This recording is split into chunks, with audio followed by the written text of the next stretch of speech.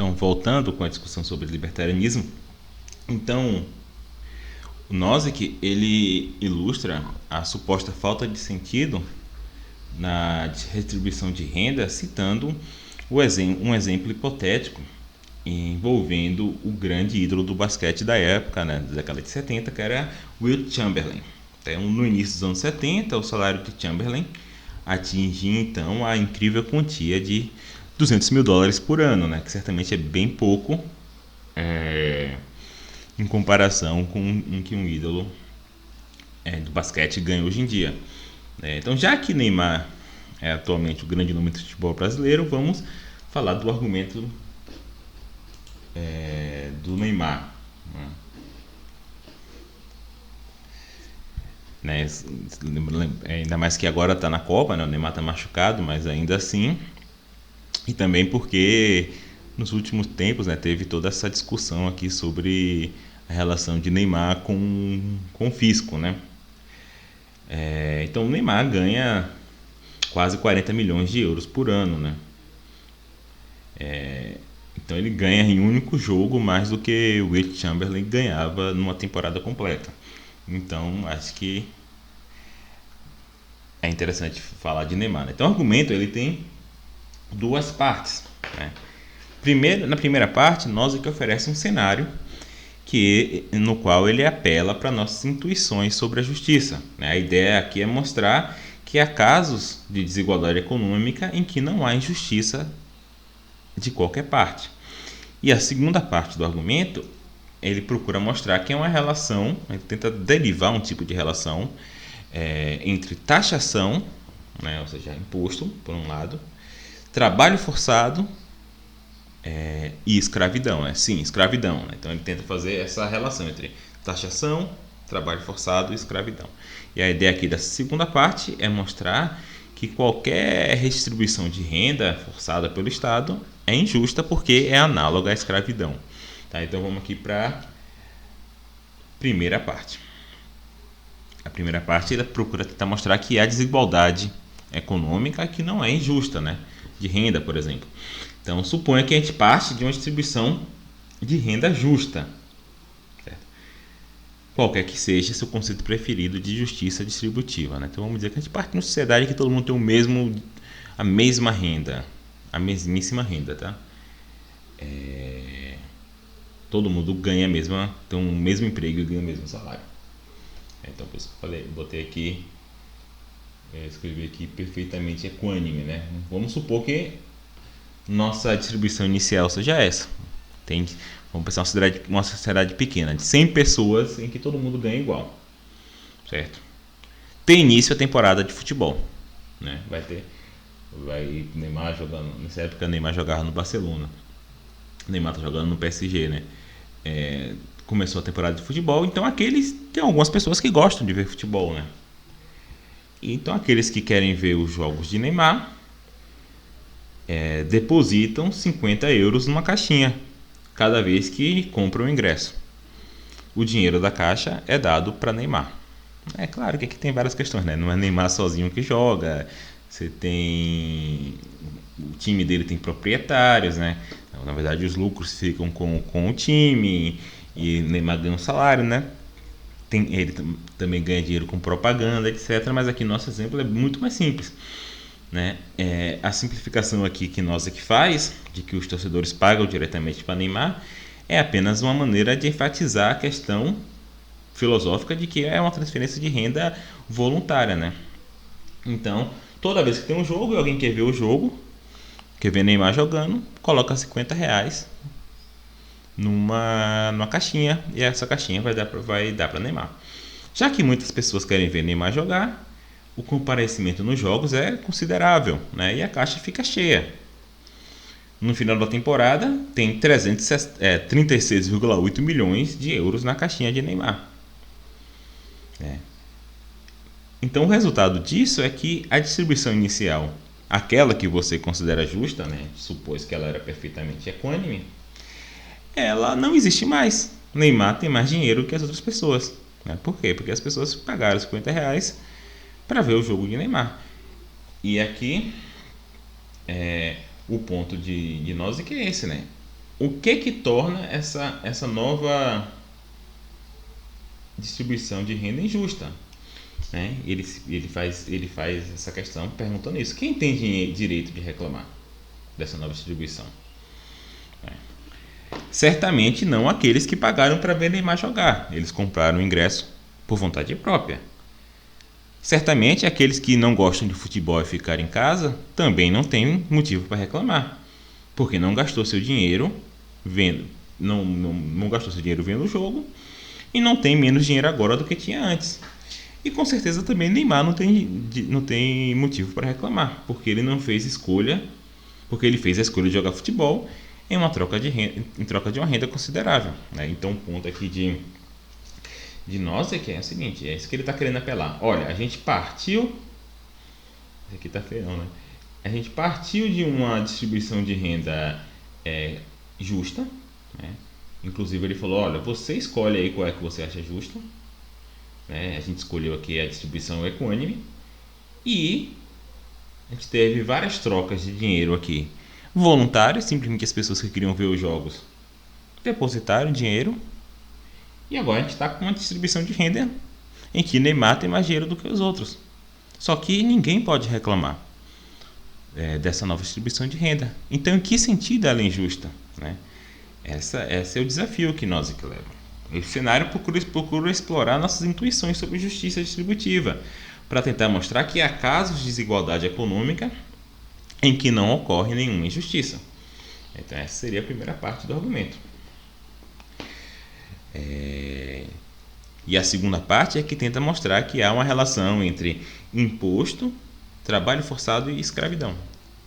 Então, qualquer um que aceite que a desigualdade econômica seja injusta terá que interferir no livre mercado, repetida e continuamente, né?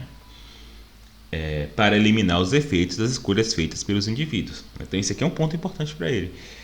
Que se você acha que a distribuição feita pelo livre mercado é injusta, você tem que interferir nessa distribuição. Só que você provavelmente tem que interferir repetidamente e continuamente.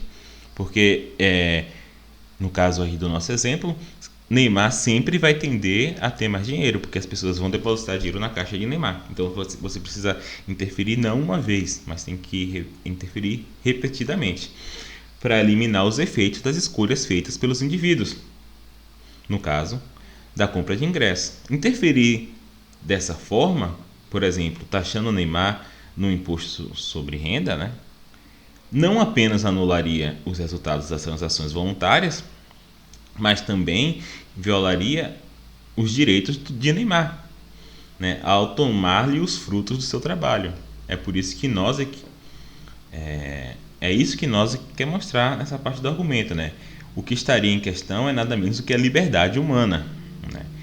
Então, do ponto de vista, o ponto é que os libertários veem uma sequência lógica entre taxação, né, quando alguém se aposta do que eu recebo, trabalho forçado, quando alguém se aposta da minha força de trabalho, e escravidão, quando alguém me nega a posse de mim mesmo. Né? Então, aqui nas palavras de Nozick, vamos ler aqui. Apoderar-se, né, do produto do trabalho de alguém equivale, né, então aqui, isso aqui é importante, equivale a apoderar-se de horas de seu trabalho. Então, se eu trabalho, né, no meu caso, né, eu pago 27% de imposto de renda. Então, se eu trabalho 30 dias por mês e eu pago 27% dos meus ganhos para o governo,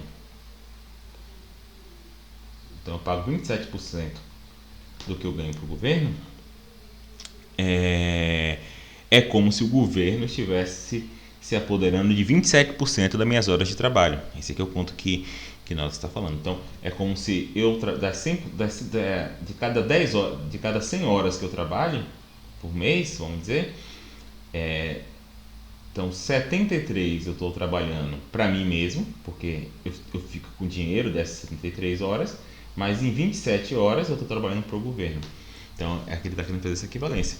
Taxar minha renda equivale a apoderar-se de algumas horas do meu trabalho, obrigando-me a exercer, várias atividades. Né? Vou fazer fazer coisas cujos frutos vão para o governo. Se o governo o força a executar um determinado trabalho, um trabalho não remunerado, durante certo período de tempo, ele está decidindo o que você deve fazer e quais são os propósitos do seu trabalho, sem levar em conta suas decisões, né? Ou seja, o governo está me dando um direito parcial de propriedade sobre mim mesmo. Ou seja, nessas 27 horas que eu estou trabalhando para o governo, eu não estou ganhando nada, né? Por quê? Porque essas aqui são as horas que supostamente eu estou usando para pagar o imposto. Essas 27%, as 27 horas que eu estou trabalhando para o governo, eu não estou ganhando nada. Só que eu não posso fazer o que eu quiser, né? Eu não posso simplesmente dormir se eu quiser. Eu tenho que dar o expediente do mesmo jeito, né? Então, por isso, o que ele pensa é que nessas 27 horas, o governo está tirando parte da posse de mim mesmo. Eu não tenho um controle de mim mesmo nessas horas, porque eu não posso fazer o que eu quiser. Eu tenho que trabalhar e tenho que dar os frutos do meu trabalho para o governo, né? Então seria essa aqui basicamente a ideia de Nozick, né? Então, em geral, os libertários parecem aceitar as seguintes equivalências. Equivalência 1: X é meu dono se somente se X é dono do meu trabalho. Então eu sou meu dono só se eu for dono do meu trabalho. E X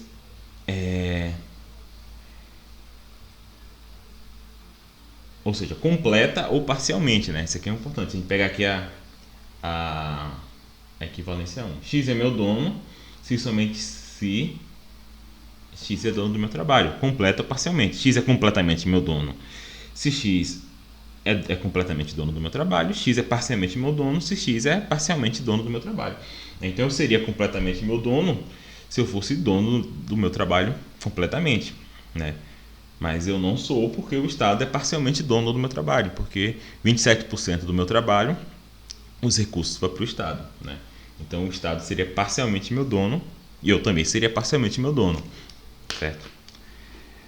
E a segunda equivalência é: X é dono do meu trabalho se X tem direito aos frutos do meu trabalho, né? Então eu estava falando isso aqui para vocês. Então, novamente, completamente ou parcialmente, tá? Então, o cerne moral da investigação da reivindicação libertária é a ideia de que uma pessoa é a única proprietária de si mesma, ou seja, eu deveria ser completamente dono de mim mesmo, né? E essa é a terceira premissa do argumento, né? Eu deveria ser o único dono de mim mesmo, mas eu não sou. Por quê? Porque se eu fosse o único dono de mim mesmo, se eu fosse completamente dono de mim mesmo, aqui tá fiel. Se eu fosse completamente dono de mim mesmo, eu seria completamente dono do meu trabalho. Essa aqui é a premissa libertária, tá? Uma pessoa deve ser completamente dona de si mesma. Mas acontece, pelo argumento de nós, é que eu não sou completamente... o Estado me nega essa posse a mim mesmo. Porque se eu fosse completamente dono de mim mesmo, eu teria que ser completamente dono do meu trabalho. Mas se eu fosse completamente dono do meu trabalho, eu teria que ter direito completamente, deveria ter direito aos seus frutos completamente, mas eu não tenho direito aos seus frutos completamente, porque eu pago imposto, de modo que eu sou apenas parcialmente dono do meu trabalho. Daí se segue que eu sou apenas parcialmente dono de mim mesmo, né? De modo que o Estado, ao ter direito a frutos do meu trabalho, ele está, na verdade, se arvorando posse parcial de mim, né? Esse aqui é a ideia, né? Então, a partir dessa premissa e das duas equivalências, segue o seguinte argumento, né? Eu sou completamente dono de mim mesmo. Como eu sou completamente dono de mim mesmo, eu sou completamente dono de mim mesmo somente se eu sou dono de todo o meu trabalho. Mas eu sou dono de todo o meu trabalho somente se eu tenho direito a todos os seus frutos. Logo, eu tenho direito a todos os seus frutos. Por exemplo, salário. Ou seja, o governo não tem direito de tomar parte dos frutos do meu trabalho, por exemplo, com impostos. Por quê? Porque se ele tivesse esse direito de tomar frutos do meu trabalho, ele seria parcialmente dono do meu trabalho. Se ele fosse parcialmente dono do meu trabalho, ele seria parcialmente dono de mim mesmo, né? E isso nega a premissa central do libertarianismo, que é: eu sou o único dono de mim mesmo. Então, por isso, argumenta Nozick, o imposto é imoral. Dessa premissa e das equivalências, é possível reduzir o absurdo à suposição de que o Estado tem direito à parte dos frutos do meu trabalho, por exemplo, em impostos.